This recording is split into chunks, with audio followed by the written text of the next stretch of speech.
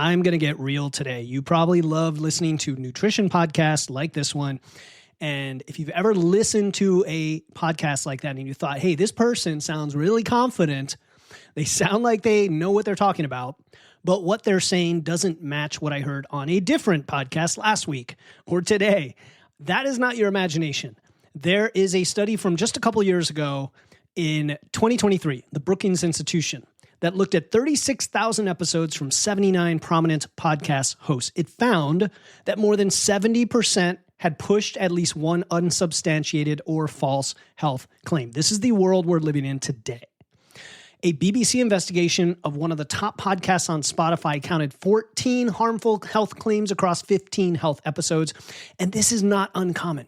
So today I want to talk about why most nutrition podcasts will probably be a waste of your time, not because the hosts are dumb, not because they're lying on purpose, but because there is this incentive structure that rewards a very specific kind of content. And I'm only talking about this today because I have unfollowed many podcasts recently and really tried to clean up my feed, and I'm sure you're thinking of doing the same. And I want to help you do that. How to filter out your feed. I'm not going to tell you what to listen to, just talk principles here. Quick reminder, I am Philip Pape. This is Wits and Weights. This is a nutrition and strength training podcast. And today we're putting the genre of nutrition podcasts itself under the microscope, this one included. So here is the problem with most nutrition podcasts. They sell you specifics when the truth, that's capital T truth, is in the principles. Okay, this is the thesis of most nutrition podcasts. I'm going to explain in a second here. Specifics. Specifics are foods, protocols, supplements, villains. They're very tangible. They get clicks. They make great titles. They can be argued about in comments, especially on YouTube. I hate YouTube as much as I use it just loosely. And that's what I mean by specifics. They're easy to create boogeymen from. And I get that because sometimes I will call them out as the premise of a show for the purpose of dispelling a myth, knowing that it's probably going to get some attention as well. I'm human. Of course I do that. Now, principles look different than specifics. Principles are, okay, we need to eat enough protein for your body weight, right? I'm not telling you exactly how much. I'm not telling you what kind, but there's a principle behind it supported by science. Be in the right calorie range for your goal. Lift weights, progressively overload them. And that gives you a lot of ranges of options for how to do it. Sleep enough, manage your stress, be consistent, boring, right? Nobody fights about principles in the YouTube comments, but principles are what change your body. Specifics are far downstream of that.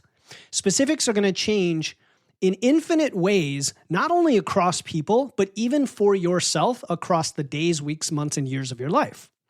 And most podcasts have flipped that around because of the incentive structure of podcast attention.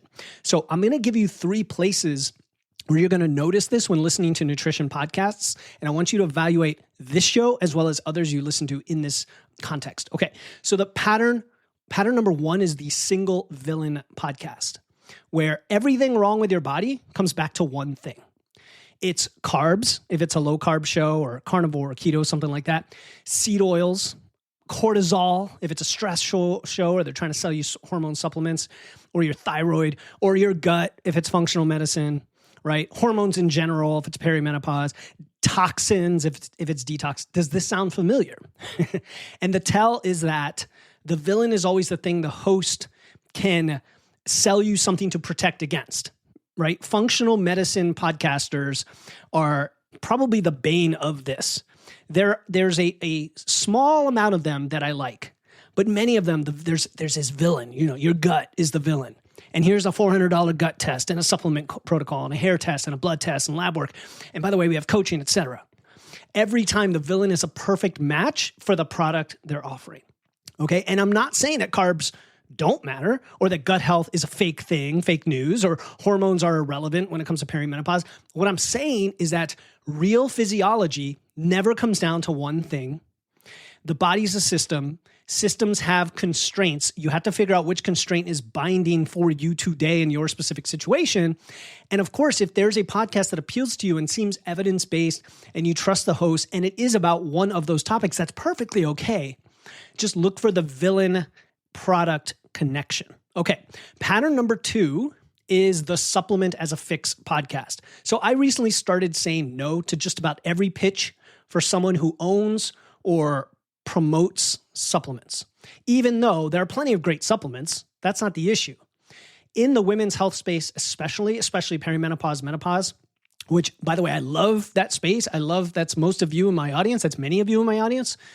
The format goes like this. The host or the guest spends a half hour explaining how complex your hormones are, how dysregulated your cortisol is, how your adrenals are exhausted, which, by the way, is not a real thing, how your gut is leaky, it's permeated, your liver is not working right. And this picture they paint is this cascading dysfunction across every single system you have. You are just a complete mess. You're totally broken. That is why you can't lose weight. That's why you can't have enough energy, whatever. And then after those 30 minutes, boom, you get the answer like manna from heaven. And it's conveniently the supplement that they're selling or the program they're selling or the test they're selling. Right. And again, I'm not saying, look, I'm a capitalist. I have coaching programs. I promote and sell things. I have sponsors as well, things that I believe in. Okay. So again, you have to put this into context. If there's a one-to-one connection with something that makes sense, fine. But to lay it all out as if everything is just a huge mess for you, and this is the source of all your problems, and then we have the one fix, that's the red flag.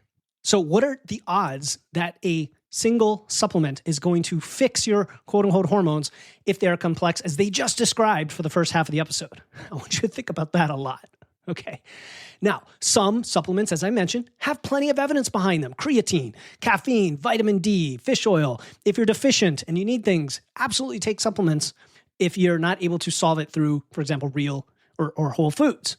But the functional medicine podcast space is often selling, adaptogenic blends where they've privately labeled some combination or stack. That's kind of the concern that I have, is that the podcast is purely a marketing funnel for supplements, and the quote unquote science isn't really science. It's really to sell the supplement. Okay.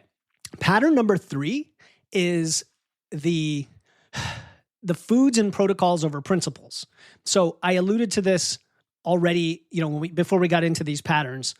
Most nutrition podcasts spend a lot of the time on specific foods and specific protocols. Should you eat eggs? Should you fast?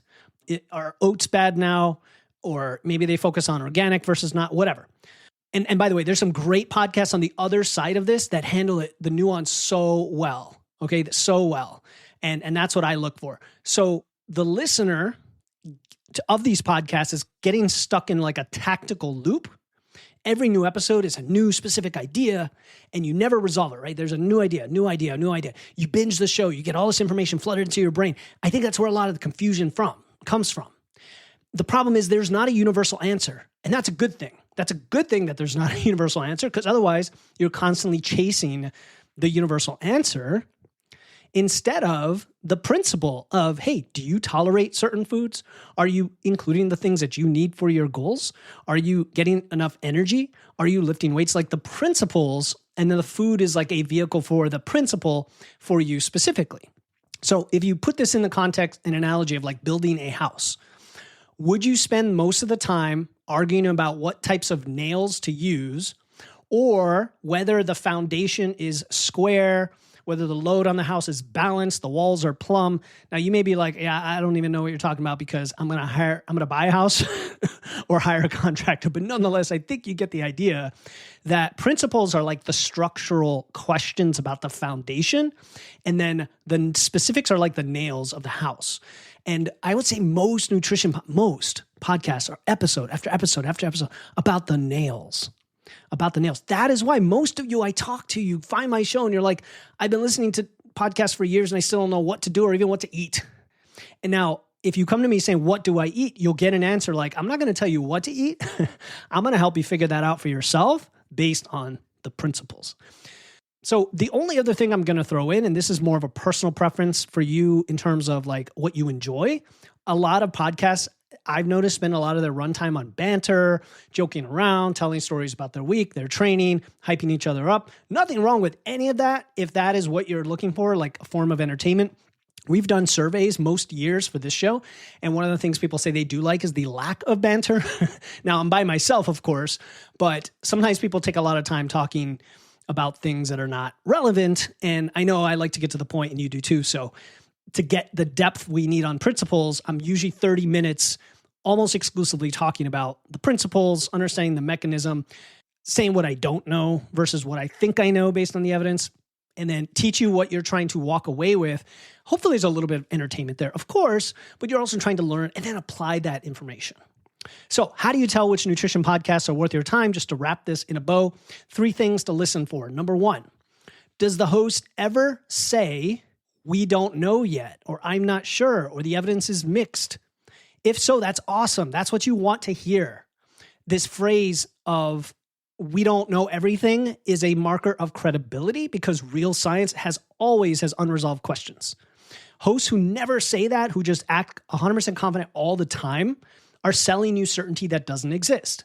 This is why I reference studies all the time, as well as my opinion, my anecdote, my clients. I kind of pull it all together to let you know that we never have a perfect set of information, but we're doing our best to move in that direction.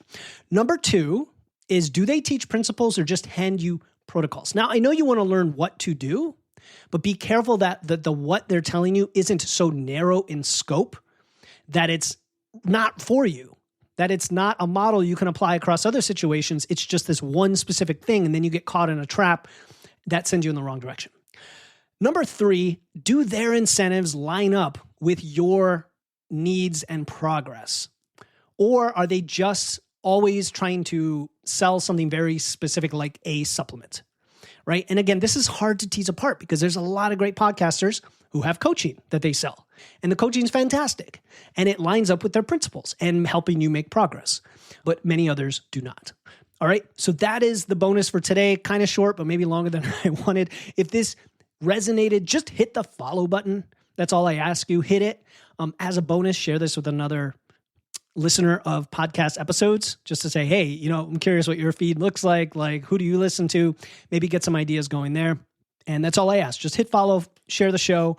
This was just a quick bonus for the weekend. I'm Philip Pape. This is Wits and Weights, and I'll talk to you next time. This podcast is for educational purposes only and is not intended as medical advice. Please consult your healthcare provider before making any health changes. Some links mentioned may be affiliate links, which means I may earn a commission at no extra cost to you if you choose to purchase.